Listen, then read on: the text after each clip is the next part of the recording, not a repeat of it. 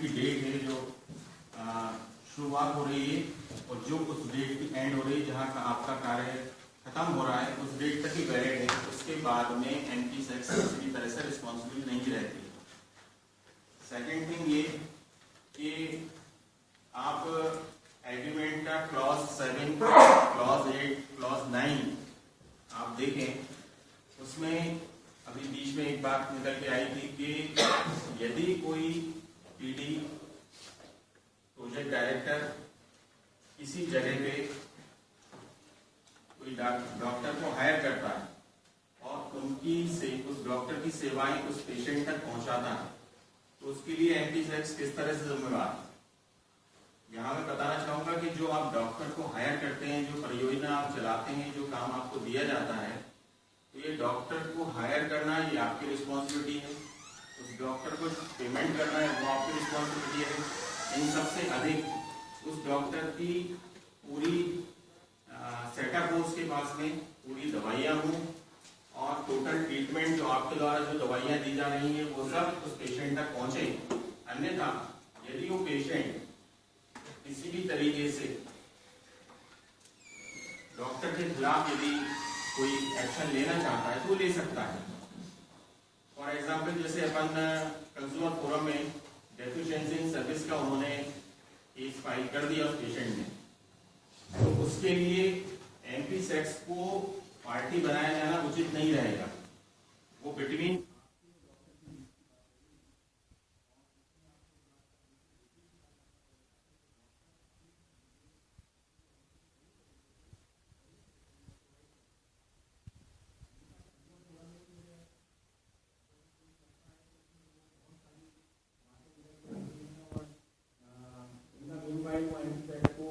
जाता है, उनको पार्टी बनाया जाता है, जिससे हमारा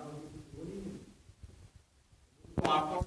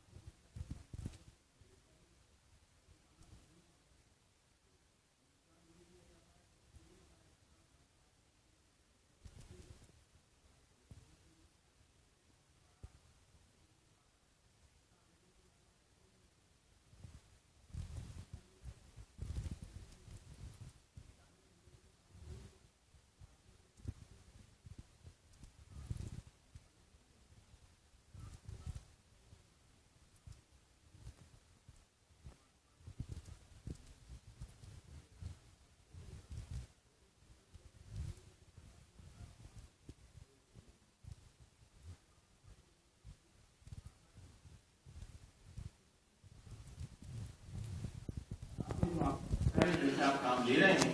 उसको तो आपको सैलरी देना है, अदरवाइज वो आदमी क्यों काम करेगा। और जब वो काम नहीं करेगा और जब हमारे यहाँ से एंटी सेक्स के अधिकारी वहां पे जब जाएंगे, जब इंस्पेक्शन करेंगे, बात निकल के आएगी कि अरे यहाँ तो कुछ हुआ ही नहीं है। तो जब हुआ नहीं है तो फिर आपका फंड जो वो रिलीज होने वाला था इनका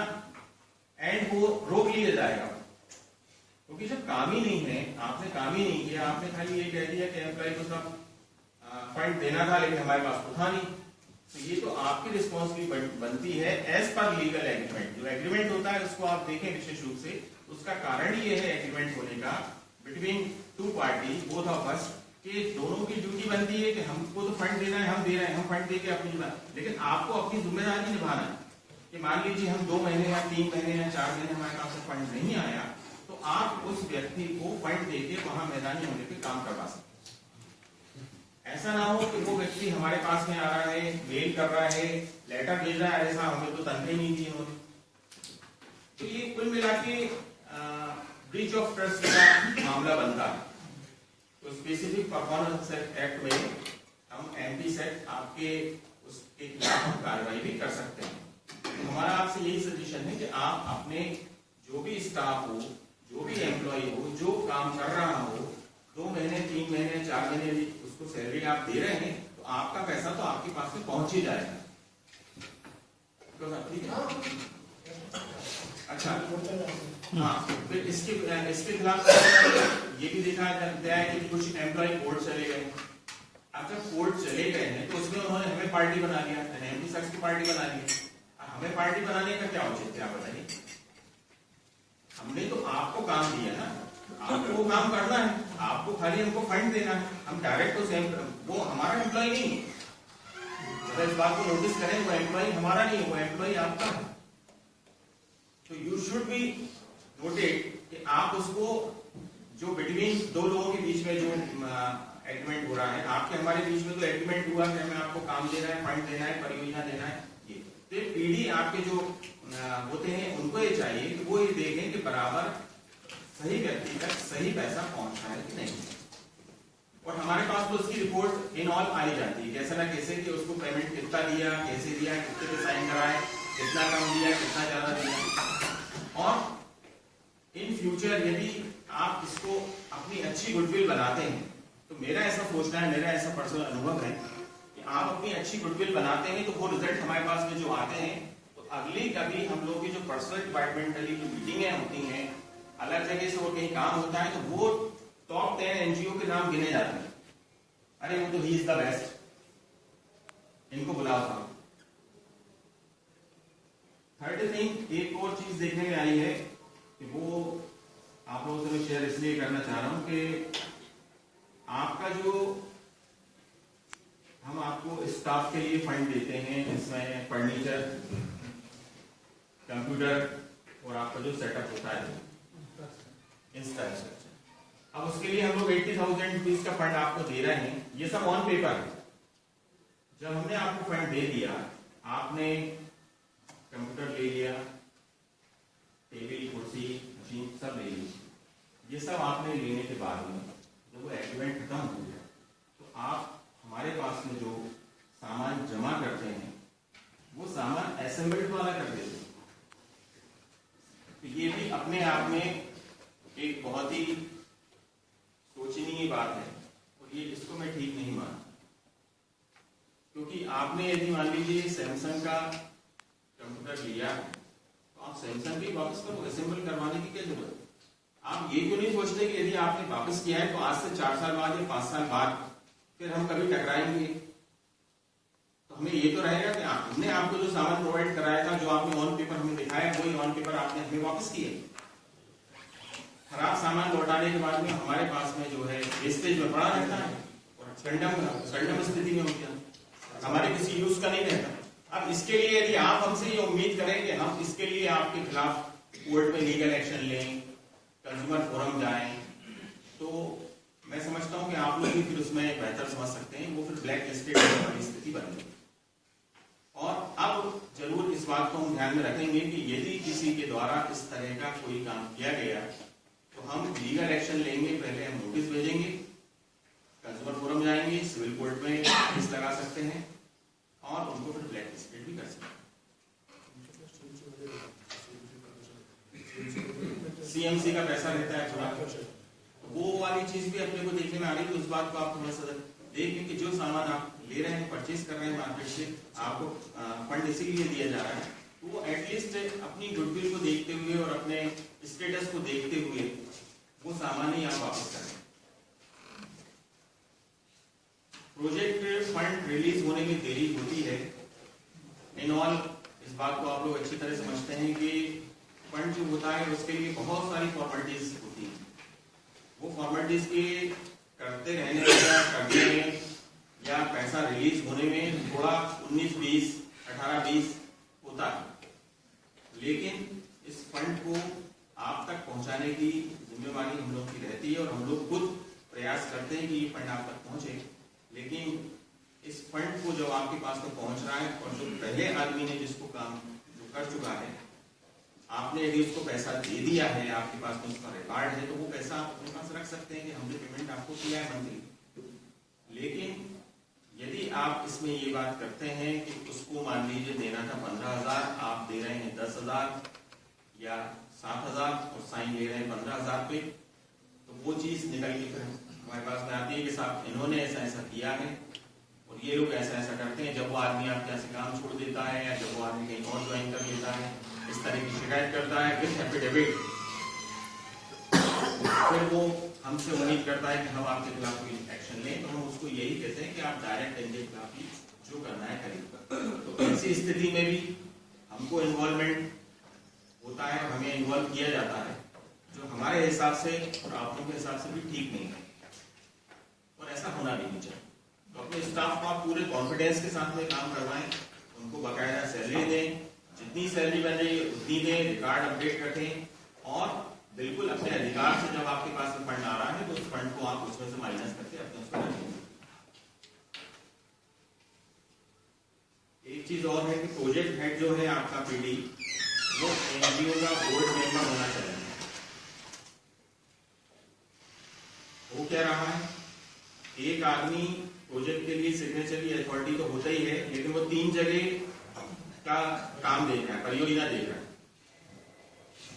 तो ये कानूनन और वैसे भी ठीक नहीं। जिस दिन इसके ऊपर एक्शन होगा उस दिन वो आदमी जो अपने आप को 3 जगह या 4 जगह बैठ के दर्शा रहा है और ऑन पेपर वो कर रहा है, सोच रहा है कि हमारे खिलाफ कुछ नहीं होगा, उसके खिलाफ एक्शन होगा। एक आदमी एक परियोजना लग रही है, उस परियोजना को पूरी लगन के साथ, पूरे मन के साथ, पूरी अपनी ड्यूटी के साथ में पूरा करे, ना कि इसलिए कि मैं 3 एनजीओ में हो जाऊंगा, मुझे 4 जगह का काम मिल जाएगा, मेरे पास फंड ज्यादा आ जाएगा, मैं ज्यादा पैसा रखूंगा। क्योंकि आप लोगों के बाद में हम लोगों की जो इंटरनल मीटिंग्स होती हैं उसमें जब वो देखते हैं तो एक आदमी को 3 जगह पाया जाता है। अब जब एक आदमी 3 जगह है तो अगला आदमी जो अगला एनजीओ वाला जो काम कर रहा है वो तो ये कहता है साहब ये तो 3 जगह है, तो मैं जानता हूँ। आप लोग सब आपस में लिंकअप हैं और एक की शिकायत दूसरा करता है तो बात करने में आती है, ये बात तो वाकई में गलत है। ऐसा नहीं होना चाहिए। यदि ऐसा होगा, एक एनजीओ का पीडी उसका बोर्ड मेंबर होना चाहिए, सिग्नेचरी अथॉरिटी होना चाहिए, उसके बाद में उसको अपनी रिस्पॉन्सिबिलिटी से उसी के लिए, उसी परियोजना की, उसी प्रोजेक्ट के लिए जो उसको दिया गया है काम करना चाहिए, ना कि अलग अन्य उसके लिए। जी प्लीज। लेकिन पार्ट टाइम जो कॉस्ट आते हैं वो सैलरी को है पार्ट टाइम का मतलब है कि वो उस महीने में दिन देता है, बाकी दिन तो दूसरी जगह नहीं। आई नो दी क्वेश्चन, मैं समझ रहा हूँ आप क्या कहना चाह रहे हैं। उसके लिए ये है, एमपी सेट का ये कहना है हमारे एज पर डॉक्यूमेंट्स में एक आदमी को हम 3 जगह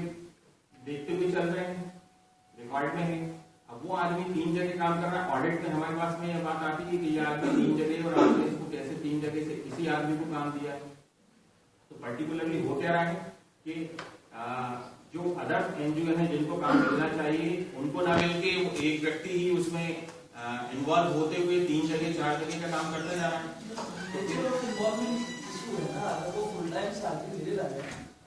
तो वो उस बात का विद एफिडेविट इनको फिर कॉन्फिडेंस मिले। अब आपने जो क्वेश्चन उठाया है उसके लिए ये है कि मैं फिर आपसे ये कहूंगा कि फिर आप उसके लिए विद एफिडेविट यहाँ पे दीजिए कि मैं इसके लिए हूँ और ये काम कर रहा हूँ, पार्ट टाइम इसके लिए हूँ, तो ताकि वो चीज एश्योर, मतलब जब इंटरनल जो जांचें होती हैं, इंटरनल मीटिंग्स होती है, तो उसमें निकाल के दिखा सकें साहब देखिए ये एफिडेविट बताया है। हमारे पास तो कोई डॉक्यूमेंट्स रहता नहीं है, तो हमें तो कोई चीज मानना पड़ेगी जो हमारे पास पेपर है ना,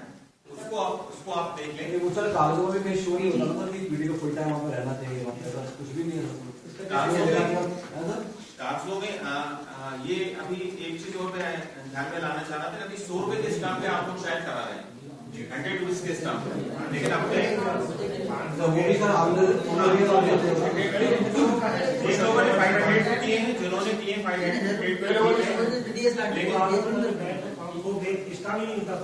हाँ नहीं मिलता, लेकिन इस बात को अपन वो शुरू कर कई लोगों ने दिया है, तो दिया नहीं। आप अभी वो 100 रुपीज के स्टाम्प वैलिड नहीं, आप लोग सब जानते हैं, कोई इसमें नई बात नहीं है, तो वो 500 पीस के स्टाम्प के ऊपर उसको बंद कर सकते हैं। और वैसे तो रजिस्ट्रार कार्यालय में इस एग्रीमेंट में ये कहा गया है कि नहीं साहब 1000 मिनिमम बोले 1000 का। जैसे फॉर एग्जांपल मैं अपना आपको उदाहरण दूं, 100 रुपए के स्टाम्प में हम किराएदार बनाते थे, और जब हम उसको रजिस्ट्रार कार्यालय में रजिस्टर्ड कराने के लिए गए तब उन्होंने कहा कि नहीं ये तो 500 भी नहीं, ये तो 1000 पे होगा। तो जबकि महाराष्ट्र में मैंने देखा है महाराष्ट्र में 100 रुपीज पे ही हो रहा है, लेकिन यहाँ अपने एमपी में 100 रुपीज के ऊपर अब कुछ नहीं हो रहा है। जो है वो आप घर बैठ के कर लो, उसकी कोई वैल्यू नहीं है, जस्ट लाइक जैसे कागज है वैसा है। लेकिन अब यदि किराएनामा भी है या आप कहीं वो करते हैं, तो यहाँ अपना मैं भोपाल की बात कर रहा हूँ पर्टिकुलरली, तो रजिस्ट्रार कार्यालय में उसको 1000 रुपए के स्टाम्प के ऊपर करवाया जा रहा है, बैंक उसके बाद में उसको रजिस्टर्ड किया जा रहा है। वो 500 रुपीज में भी एक्सेप्ट नहीं कर रहे हैं, तो 2000 अलग से देने पड़ते हैं, वो आपको अलग से देना है, वो तो आप मैनेज कर लो, वो तो आप मैनेज करो। और यहाँ पे एक और बात आप लोग लाना चाहूंगा, ये कोई उनका अधिकार नहीं है,